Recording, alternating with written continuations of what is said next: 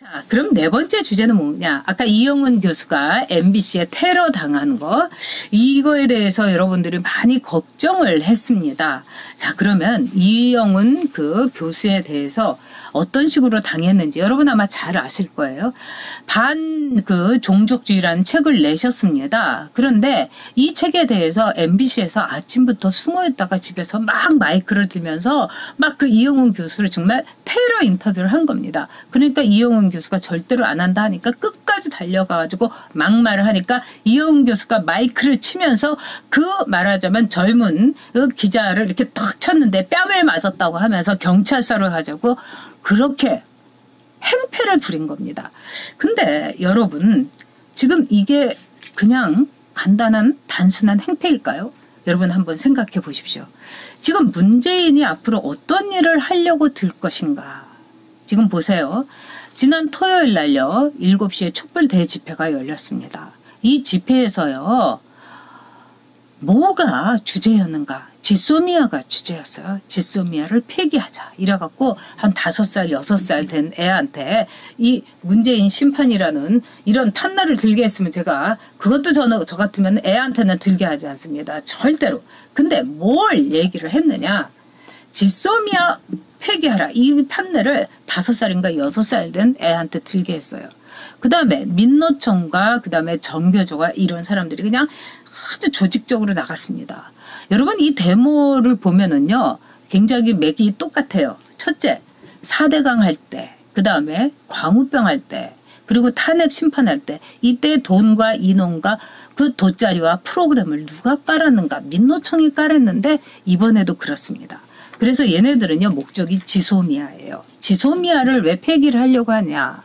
뭐 일본의 아베 아웃 이거는 액세서리고요. 지소미아 폐기가 걔네들의 1등 과제입니다. 그 이유는 뭐냐. 지소미아의 폐기를 통해서 이른바 한미 동맹을 잘라버리고 그 다음에 주한미군을 철수시키고 그 다음에 한미일 삼각 구도를 완전히 내팽개치게 하는 거. 이게 바로 좌파들의 문재인 정권의 목표인 겁니다. 그러면 얘네들은 뭘 원하느냐.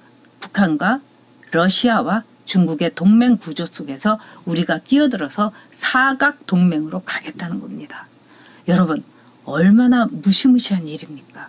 지금 이 대한민국이 백척간두에 섰습니다. 그런데 대한민국의 국민들은 지금 어떻습니까? 이렇게 선전선동 잘 되고 이렇게 그냥 바람만 휙 보면은 그냥 확 그냥 나가고 그래서 민주당에서 그런답니다. 우리가 참 자유한국당이라는 야당 복도 있지만 진짜 우리가 국민복이 있다. 저렇게 선전선동 잘 되고 팍 쏟아가지고 일본 죽이자고 달려들고 그 다음에 제대로 된 정말 팩트에 대해서 눈을 돌리고 가짜 뉴스에만 막 이러는.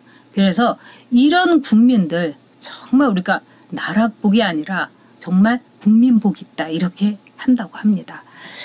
자, 이 성유모님께서 깨어나자 대한민국이요. 구미경님께서 주가 폭락, 확률 폭등, 진짜 미친 대통령입니다. 화가 납니다. 건드리는 것마다 진짜 망치는 마이너스의 손입니다. 자, 이 루키루님께서 제발 깨몽 꿈을 깨라. 저도 그렇게 생각합니다. 자, 맹호부대님 지금 실시간 시청자가 1000명 돌파했습니다. 엄지척도 이 1000명 돌파하게 해주십시오. 지금 저는 그렇게 생각합니다. 저한테 박근혜 대통령한테 사과하라 뭐 사죄하라 막 이런 거 저요 얼마든지 할 수 있습니다. 나라를 위해서라면 제가 박근혜 대통령한테 뭐 나라를 위해서라면 할 수 있어요. 박근혜 대통령이 진짜 나와가지고 지금이라도 유영아만 만난다니까 유영아한테 보수는 합쳐라. 그리고 뭐 우리 공화당도 제발 그냥 합쳐라. 응? 이렇게 얘기하면은요 저 그날로 사과합니다. 왜? 그러면 박근혜 대통령의 진실을 아니까. 권력이 아니라 대한민국을 사랑하는 진심을 아니까요. 저는 대한민국을 사랑합니다. 그리고 아무에게도 저는 충성하거나 누구를 주군으로 모시고 있지 않습니다. 저의 주군은 저는 정치하는 주군은요.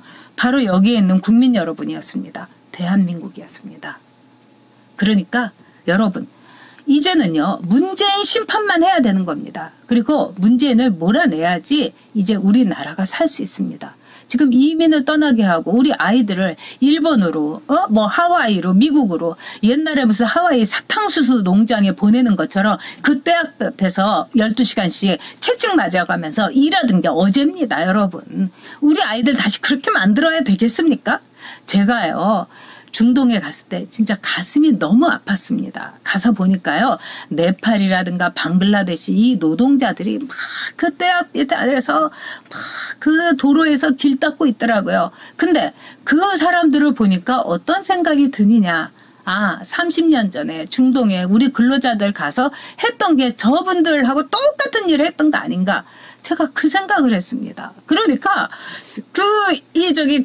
방글라데시하고 네팔 노동자들이 그냥 막 새카매져가지고 그냥 거기서 낡은 옷을 입으면서 막 길 닦고 땀을 뻘뻘 흘리는 데서 이렇게 보고 있는데 그분들을 보니까 제가 그냥 눈물이 주르르 났어요. 그러니까 그때 옆에서 감리를 하고 그 지휘를 하던 게 삼성건설이었습니다. 그러니까 삼성 쪽 사람들이 저한테 왜 우시냐고 그래요. 그래서 제가 여기에 와서 일했던 우리의 아버지, 우리의 할아버지들을 생각하니까 내가 눈물이 나서 그렇다니까 같이 있던 그 삼성의 직원이 같이 울더라고요. 이게 대한민국의 힘이었습니다, 여러분. 그분들이 나라를 위해서 정말 이런 주먹밥 이런 거 먹어가면서 떼학태틀에서 15시간, 20시간 일하면서 일했던 게 대한민국 힘이었어요.